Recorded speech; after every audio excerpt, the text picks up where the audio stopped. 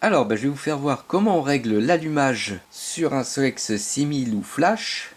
Alors, de base, c'est grosso modo comme sur les Solex traditionnels. Mais ça peut être vite une galère parce que cet allumage-là, ce rupteur-là, c'est un peu du gadget. Il faut souvent mettre les doigts dedans. Alors, on va commencer par repérer, par trouver les repères. Je les ai marqués en rouge.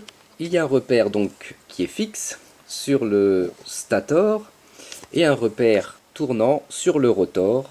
Le repère, c'est la surépaisseur de métal. Il faut savoir que le rotor tourne dans le sens inverse des aiguilles d'une montre, vu de ce côté-là. Donc il faut que l'étincelle se produise pile poil quand les deux repères sont alignés. Autrement dit, il faut que la rupture se fasse quand les repères sont alignés. Donc pour faire ça, on va utiliser le multimètre. On le met en mode continuité pour avoir le bip. On va brancher un des fils à la masse. Et le deuxième fil, on va venir le brancher ici sur la cosse rupteur. Alors on aligne bien les repères. On met le repère tout en bas. Normalement ça doit biper en permanence. Si ça bipe pas, je vous expliquerai plus tard. Et donc vous soulevez la patte jusqu'à temps que le bip s'éteigne.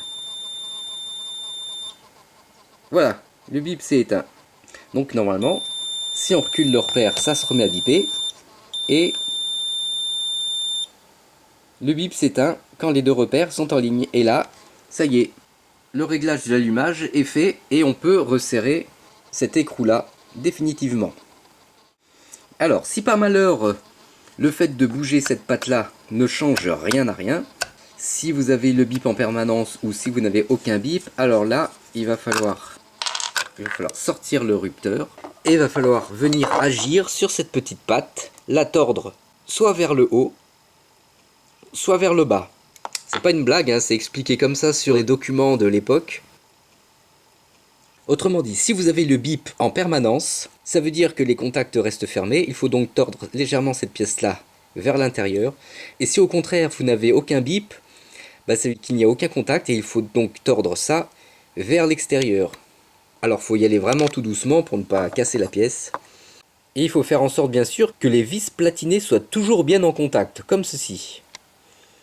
Alors il faut y aller tout doucement, progressivement, après il faut faire des essais, jusqu'à ce que vous ayez le bon réglage. Ensuite on peut remettre le rupteur, remettre la vis, vous recommencez, jusqu'à temps que le bip s'arrête quand les contacts sont alignés. Et votre allumage est réglé.